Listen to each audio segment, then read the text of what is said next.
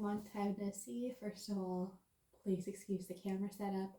I really wanted to film this clip, but I couldn't be arsed to find all my SD cards, charge my battery camera, and get that all set up, so I'm actually filming on my phone right now, which might explain change in quality. The clips that I just showed you, probably, are clips from my little trip up to Nevada. My aunt had a big surgery and needed help around the house, so I went up to Nevada for about a week and helped around the house, had some adventures in the snow before the snowstorm came down. So we drove back down last Tuesday, right before all of the weather turned really, really bad. The reason I wanted to preface all of that is because I blew through quite a few books while I was up in Nevada, mostly because I was kind of just sitting around waiting for my aunt to tell me if she needed anything or needed to go like run errands or that kind of thing. I took the week off of work, so I had a lot of time to sit and read and relax, which was absolutely phenomenal. It was snowy and beautiful in Nevada. I enjoyed my time and I read a whole bunch of books on my Kindle. What I'm going to do is I'm going to wrap up all of the books that I have read essentially since I last checked it in my last vlog, and then I will do a small little book haul for you because I once again went to meet cute today. So I'm just going to use my trusty reading log because I can't off the top of my head remember the exact order I read everything in. Starting off with, I finished King of Wrath the day before I left for Nevada. I gave that a 4 out of 5 stars. Probably my favorite billionaire romance now, and I talked about this a lot in my last vlog, but I just really like how the whole billionaire romance was tackled, with the female main character also being a billionaire or billionaire adjacent.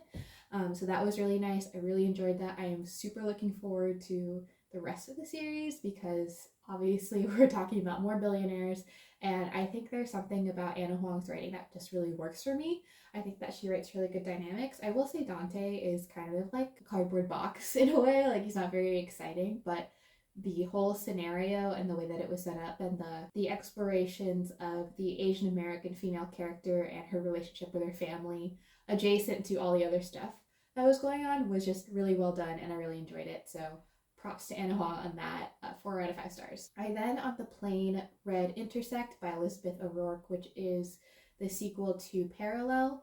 I loved the first book and I did not like the second book. So this basically follows a woman who has been having dreams about this man. It's not a man that she thinks that she has ever met in her life. She has a fiance and everything, and it's not the same man. But one day when she's going to like the doctor or something, she just so happens to meet the man from her dreams. I don't want to spoil it, but there's a lot of stuff that goes on. In the first book, it's really strong with the romance, and then in the second book, it's more focused on the kind of fantasy dramatic element of it, and I just didn't really enjoy the fantasy dramatic element personally, but I really liked Nick and Quinn's chemistry in the first book, so I was interested in continuing on the series. I had heard terrible things about the second book, so I went in kind of hesitant, and I think that kind of helped me not be so upset with how disappointed I was with the second book. I then read Final Score by Taylor James. This was talked about a ton on TikTok, and premise-wise, it is right up my alley. So it's a hockey romance. The female main character at the very beginning of the book breaks up with this like star of the hockey team dude who just like totally played her. And then the other rival team's star approaches her and is like, hey, we should fake date. It'll piss off your ex and maybe it'll help me with the game and everything. So concept-wise, I was like, hell yeah, this sounds awesome. But execution-wise, it was a little all over the place. Very surprised at the sheer amount of grammatical and spelling errors that go into the book. And I know that it's actually been revised a few times since its most recent publication. Usually I'm able to look over typos, like people are human, humans make mistakes. But there were just so many in the edition that I read, at least, that it took me out of the story and really did like reduced my enjoyment of the story. So I gave that 1.5 stars. I then read Protecting You and Fighting for Us by Claire Kingsley, which are the first 2 books in the Bailey Brothers series, and that follows Grace Miles and Asher Bailey, and they're kind of like childhood best friends into lovers. And then at the end of the first book, this isn't really a spoiler, but Asher goes to jail for something right after they had like gotten engaged. Into the second book, Grace has kept her engagement ring and thought that when he gets out, they'll just fix everything. But Asher goes through a lot in jail and definitely has like trauma from being in jail for 8 years. So the second book kind of explores that. I gave the first book 2.5 stars, and I gave the third book 3 stars. Overall, like, I liked the concept, I liked the world, I liked all of the characters, but it was just a little too dramatic for me. Like, I understand that that was like the point. One thing that I kind of really like about small town romances is that the drama tends to usually be very lighthearted, not serious, like in the Love Light Farms trilogy. With this series, I found it was like a lot more dramatic, and I was kind of just like, okay, what more are they going to throw in the character's face before they actually have their happily ever after? And so by the end of the first book, I was not sold. The first book is very short, and then the way that it ends really took me out of the romance. And then the second book had an interesting enough premise, but the execution was just a little too dramatic for me, so I didn't enjoy it as much. Then I read This Side of Sunny by Agaya Yanera. This is a book that I've had on my Kindle for like way too long and haven't read, but for some reason it keeps getting lost in my library, so I finally organized my Kindle library and all of my unread books are like in a folder now. So I read This Side of Sunny. I quite enjoyed it. It was very cute, and I liked the idea of the girl coming back home and trying to essentially just get in touch with her roots and everything, because the premise of the story is that this girl, she's like college age, she's Filipino American. Her father passed away when she was 3 years old, and she had never met her mother, so she went to this island. It's a fictional island called, I think, Gumamela. She goes back to this island to try and find her birth mom or any news about her, just to find out more about her. And I really, really liked that aspect of it. I think that, of course, it was very privileged of her to be able to do that, to like take her spring break to vacation in the Philippines to try and find her birth mother. At the same time, like, as someone with a sort of similar background, it was really nice to read about someone who had gotten closure for part of her life that she hadn't known about for most of her life. So that was really nice. I was not a fan of the romance. It felt a little insta-lovey. 3.5 out of 5 stars. I finished Ring Shot by Peach Jaley Clark. This is the book that I chose for my book club this month, which is kind of a mistake because like, it is Black History Month and it is about Black history, but I feel like it was very traumatic, especially for Black readers, because it is a gothic horror fantasy about the Jim Crow South. It's pretty gruesome, it's pretty traumatizing. I mean, I generally enjoyed it for Clark's take on that part of history, but I can understand how it probably wasn't the best choice for the read this month. I think if you just vibe, you will really enjoy this book. Not to say that I didn't enjoy this book. I really enjoyed it. And then the most recent book that I finished, that I actually finished yesterday, was Mixed Signals by B.K. Borison. This is the third book in the Love Light Farms series. I think I called it a trilogy earlier, but it's actually 4 books, and the 4th book just got announced for like later this year, I think. This is the 3rd book in the series. I read it out of order because I really wanted to read this before I read In the Weeds for some reason. Looking back, I have no idea why, what possessed me to do that. But the premise of this book is that Layla, who is the female character, has just really struck out on dates. Like, she has had some terrible dates. The book actually opens up with her on potentially one of the worst dates I've ever heard of. And then Caleb also has had bad luck with dating, but his problem is that he can be a little too much. So he's a little overbearing, a little over the top. And so they propose to date for a month to kind of help each other out. He's trying to convince her that not all guys are bad. It's not, the end of the world because she hasn't found someone yet. There's someone out there for her. And then she's trying to kind of help him curb his enthusiasm and have some regular first dates. Feelings ensue and other stuff happens. Really like this. I think I gave it a 4 out of 5 stars. I think that B.K. Borison really hits the nail on the head when it comes to romance and chemistry and also sex scenes. Someone had talked about this earlier and I don't remember exactly who, but if I do remember, I will link it down below.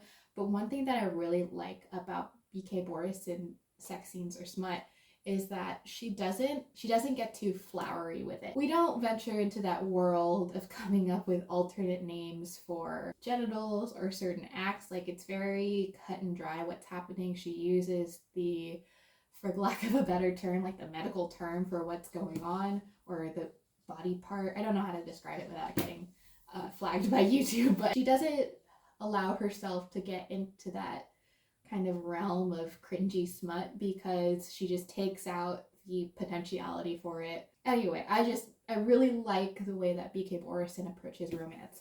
So I'm very excited to read both In the Weeds, which is Evelyn and Beckett's book, and then I forgot what the name of the fourth book is, but I'll put a picture on the screen, and it's Charlie and some girl named Nora's story. I haven't heard of Nora yet, so I'm very intrigued. So that's all for what I've read so far. I haven't started another book since I finished Mixed Signals because I finished it yesterday, and I haven't really picked up anything ever since. I finally bought the DLC for Fire Emblem Engage, so I'm playing Fire Emblem Engage even more. I did, however, just get back from a trip to North Park. We went to Crazy Burger, which if you're in the San Diego area, I freaking recommend Crazy Burger. They're so good. Of course, because we were in North Park, we went to Meet Cute.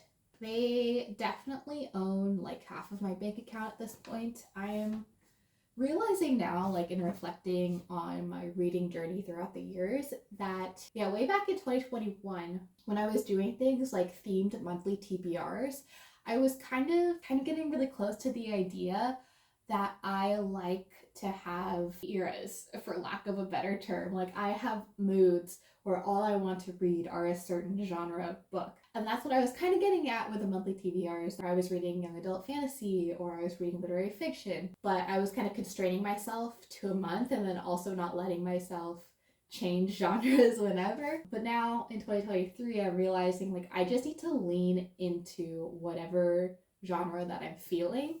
I started doing that late last year when I was on my literary fiction marathon. Now I'm in my romance era, so I am going to Meet Cute all the time, finding lots and lots of books that I enjoy and finding out like what tropes I like exactly, what formulas I use with those tropes to find more books I like in romance. So I'm just having a really great time. I'm so glad that Meet Cute even exists. And like I said, I went, so we are going to go ahead and unbox those books now. So a book that I actually started in Nevada but haven't quite finished yet because I was enjoying it enough that I wanted to get a physical copy, and I knew where to get a physical copy in stores, was A Twisted Love by Anna Huang. Like I said in my previous video, I haven't heard the greatest things about this entire series, the Twisted Game series, but I heard really, really good things about this book, and so I bought it on Kindle and I was really enjoying it at the beginning. Again, I love that Anna Huang always includes like an Asian American character. It definitely adds a layer of depth to the story that, at least for me, makes it either more relatable or just more enjoyable. I think I got 100 pages into this book on my Kindle before I realized like I really want to read this physically. And any other books in the series that interest me. So I went ahead and got this. This is a brother's best friend's romance, but I think that's a little like misleading because it seems like, I don't know, for me that trope usually comes to mind as like small town romance, like we grew up together, I've been in love with my brother's best friend for like my whole life. That is not the case for Twisted Love. Twisted Love is like definitely enemies to lovers. Love interest, Alex, is kind of like a rich douche, which means yes, I'm still in my billionaire romance era because billionaire romances hit different, okay? He definitely, at the beginning of the book, does not like his best friend's little sister, Ava, and Ava doesn't like him. They're both kind of like at ends, but he agrees to kind of like babysit her while his best friend Josh is out of town for the year doing like study abroad or something. I don't really remember. It's very weird to me. Like, Ava is 22 years old and she very much does not need someone to look after her, but kind of suspending disbelief and believing that this needs to happen for one reason or another. I am enjoying this so far, hoping that this works for me, especially because I also got Twisted Lies by Anna Huang. If you've read King of Wrath, the main characters from this book are actually mentioned in King of Wrath. Christian, who is the love interest in this book, is friends with Dante Russo in King of Wrath. So when I saw that this book was about Christian and Stella, and then also having had a sneak peek at their relationship in King of Wrath, I was like, oh, I really want to actually read this book. It's a chunky boy, almost 550 pages. I really liked Christian's character in King of Wrath, and I really like Stella's character in King of Wrath, so I think I'm really going to enjoy this. And because it's part of the same series, I thought, why not? So every time I go to Meet Cute, I really try to branch out and find books that I would pretty much never otherwise have exposure to, indie published books or books that aren't talked about on the internet. And one book that caught my attention, like last time, is a rock star romance. The first book in the series is The Lead Singer, but I am not a lead singer girly, I am a guitarist girly, so I skipped straight to the second book in the series, which is Lick by Kylie Scott. This is a stage dive novel. Stage Dive is the name of the band. He's got a Gibson. I'm interested. So this is a we woke up in Vegas, don't remember anything, but we're married now kind of romance. I don't know what that's called, but that's the premise of it. It sounds super good. I'm really excited to read this. It's really short, which I appreciate, and the author is from Australia. So I'm interested. If I do enjoy this, I'm going to go ahead and read the rest of the series. I'm really interested. I really hope this works for me because, as you know, I love my rockstar romances as well. And then, of course, I had to get a mystery book, because the last time I did a mystery book, I got King of Wrath by Anna Huang, and that's now like one of my new favorite romances. So I definitely trust the Don't Judge a Book by its cover table. This is a male-female romance with a native main character by a native author, which is very exciting. And the blurb on the cover is that when the thrill-seeking youngest son of the wealthiest man in Canada, so hopefully another billionaire romance, has his driver's license revoked, his father hires him a chauffeur, an Ojibwe woman working toward her dream of owning a fleet of limos. When his family blackmails him into finding a bride, he doesn't have to look far. So it's giving me like King of Wrath vibes, and I'm very excited because it has different representation in it. So let's see exactly what this book is. The Proposition by Maggie Blackbird. This is interesting. I've never seen this before. Just say billionaire romance and I'll probably enjoy it. So that's all I've got for you guys. I know this is going to be either a very long or a very short video, but I hope you enjoyed. I think that's all I've got for you guys today. So thank you so much for tuning in. I hope you have a good rest of your day and a good rest of your week, and I'll see you next time. Bye!